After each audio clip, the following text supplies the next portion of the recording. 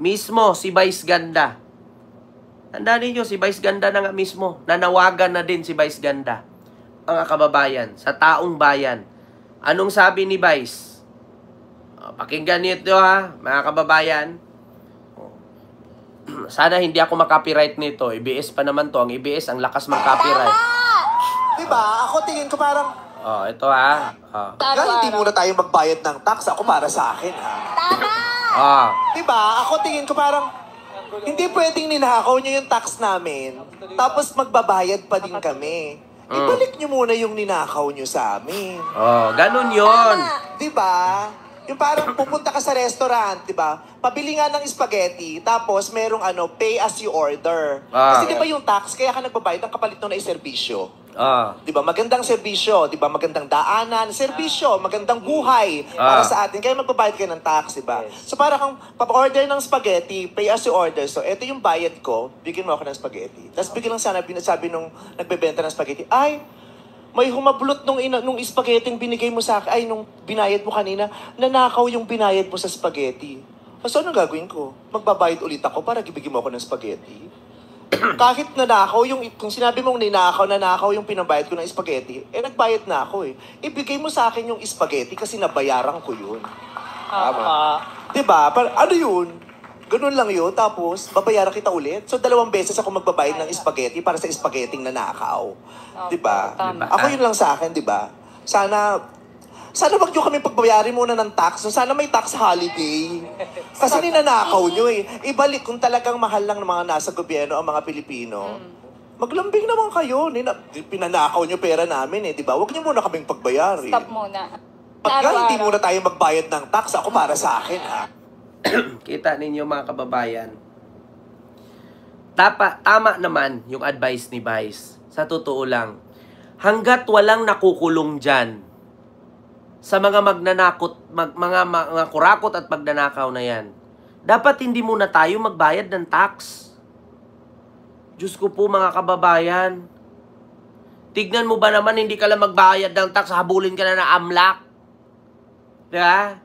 Yung BIR pa kada January nagti-check. Diba? Tignan ninyo. Yung BIR every first month of the year. Andyan agad, asaan yung 605 mo dyan? O asan yung 0605? Asan yung ano mo dyan? BIR ganito, ganyan. Asan yung 3075 mo dyan? Diba? Mga nakadikit dyan sa pader na nakabalot ng Diba? Nakabalot ng tawag dito, yung transparent na papel. Pagka every first month of the year, ando na yung BIR. Sunod-sunod na yan. Andun, kasama ang taga-City Hall. Tapos may susunod pa, yung taga-sanitary. Nako po. Diba? Kapag nahulihan na ang lababo mo, lalo pag may kainan ka. Alin nyo yan? May penalty ka kaagad. Tapos saan napunta yon? Nandun, ginawang mansion sa Ayala, Alabang. Andun sa Forbes. Yeah? Dapat ngayon, may issue dyan sa korupsyon sa tax.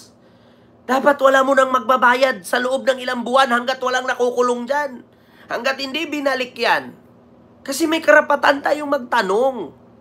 May karapatan tayong hanapin yan. Kasi bakit? Inobliga tayong magbayad sige, huwag ka magbayad ng tax, nakukulong ka.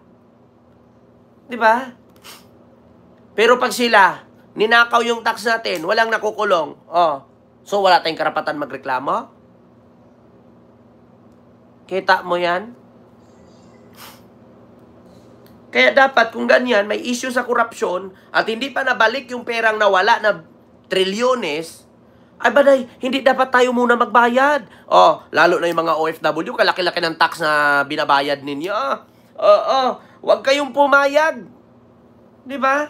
Hanggat hindi binalik, yung perang nawawala na trilyon na yan, huwag kayong magbayad ng tax. Kakalampagin nyo yung BIR. Huwag silang basa-basang maningil. Diba? Alam naman natin na trabaho nila yan. Diba? Ikaw, gaganahan ka pa magbayad ng tax? Diba? Sa totoo lang mga taong bayan, Kung magkakasundo lang tayong lahat, itabi nyo yung kulay. Ginagawa. Minsan kasi ito, minsan itong mga Pilipino, mga bobo rin eh.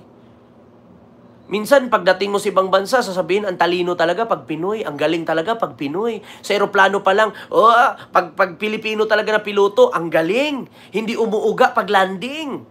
Diba? Lagi natin pinagmayabang yan. Pagdating nga, pag Pilipino talaga, magaling pagdating sa karera, magaling. Minsan nga, Pilipino driver eh. Nasa Middle East, nagdadrive ng bus, magaling. Pero bakit pagdating sa ating bayan, ang bububo natin? Di ba? Bakit pagdating sa ating bansa ang bubo natin? Sa ibang bansa, bawal dumura, sumusunod tayo. Pero dito sa ating bansa, walang pakialam, nag-iyutan pa sa gilid ng kariton. Di ba? Kita mo yan? Ang galing-galing ng piloto natin. Kapag Pilipinong piloto, pag naglanding ang eroplano, papalakpak pa yan. Di ba? Pero pagdating sa usaping korupsyon, putang ina. Lahat tayo tanga. Alam nyo kung bakit marami ang kurakot? Kasi hinayaan nating nangungurakot. Huwag ka magbayad ng tax. Palitan nyo yung konstitusyon. Itigil nyo yung eleksyon. Tignan natin kung meron pang nanakawin yung mga yan. Yeah? Alam nyo, kaya nagnanakaw sa tax yan kasi hinahayaan natin.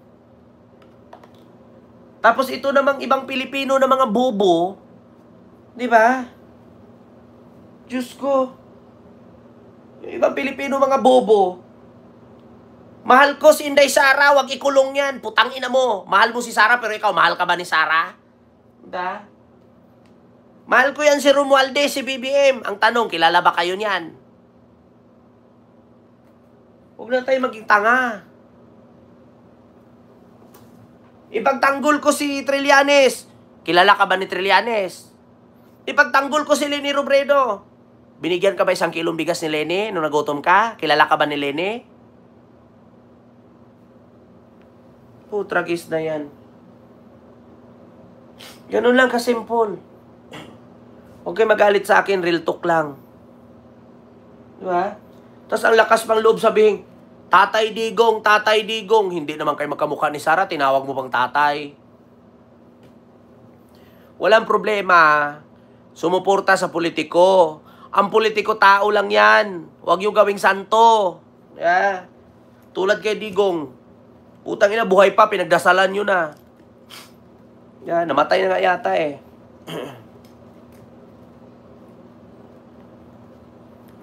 Kent, hindi pwedeng di magbayad ng tax kasi automatic naman kaltas.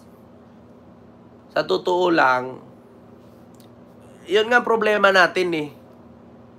So ano bang solusyon yan? Kasi hindi man po pwedeng hindi ka magbayad kasi automatic naman kakaltasan. Ang solusyon dyan mga kababayan, magkaisa. Manawagan. Sabi na nga ni PBBM, karapatan nyo yan, maglabas ng saloobin kasi ninakawan kayo eh. Ngayon, nagkakaisa, pag hindi kayo papakinggan at walang makulong dyan, edi sunugin nyo, lusobin nyo, silaban nyo, tapos. Diba?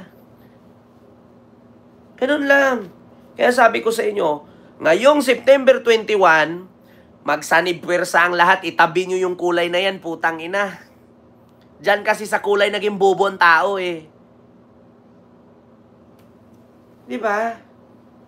Diyan sa kulay, naging bubo ang tao.